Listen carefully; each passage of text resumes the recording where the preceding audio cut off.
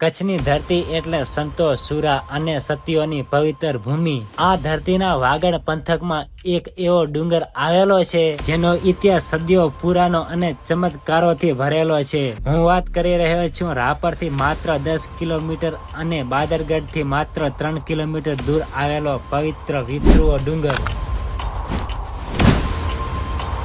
આ માત્ર એક પહાડ નથી પણ અદ્ભુત દિવ્ય ઉર્જાનું કેન્દ્ર છે. સદીઓ પહેલા જ્યાં પહોંચવું બહુ મુશ્કેલ હતું ત્યાં આજે ભક્તો માટે સુંદર સીડીઓની વ્યવસ્થા છે. અને આ ડુંગરની સર્વ ટોચ પર બિરાજમાન છે પરમ કૃપાળુ દેવોના દેવ મહાદેવનું પ્રાચીન મંદિર. એમ કહેવાય છે કે આ જગ્યા પર એટલી દિવ્યતા છે કે અહીં આવનાર દરેક ભક્તોનું મન મોહિત થઈ જાય છે. વિથરુઓ ડુંગર એ અનેક સિદ્ધ સંતોની ગુપ્ત તપોભૂમિ છે. અહીં ડુંગર પર પગ મૂકતા જ એક અનોખી શાંતિનો અનુભવ થાય છે. આ ભૂમિ પર પૂજ્ય શ્રી શામબાઈ માં અને શ્રી વાલબાઈ માના આશીર્વાદ વરસે છે.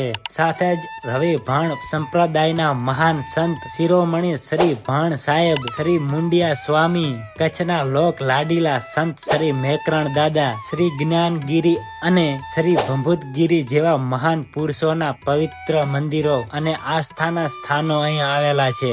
આ ભૂમિ માત્ર ભક્તિની નથી પણ જીવદયાની સાક્ષી છે. ડુંગર ઉપર આવેલી ગાય માતાની પવિત્ર સમાધિ એ વાતનું પ્રમાણ છે કે અહીંના સંતોએ પ્રકૃતિ અને ગૌ માતાની સેવાઓને સર્વોપરી ગણી હતી. ડુંગરની ઉપર જેટલો મહિમા છે એટલો જ મહિમા ડુંગરની નીચે આવેલી તળેટીમાં છે જ્યાં એક અતિ પ્રાચીન મંદિર આવેલું છે. કારણ કે આ ડુંગરના ખોળે બિરાજમાન છે વર્ષો પુરાણું અતિ પ્રાચીન મહાદેવનું મંદિર જ્યાં પગ મૂકતા દિલને પરમ શાંતિ મળે છે.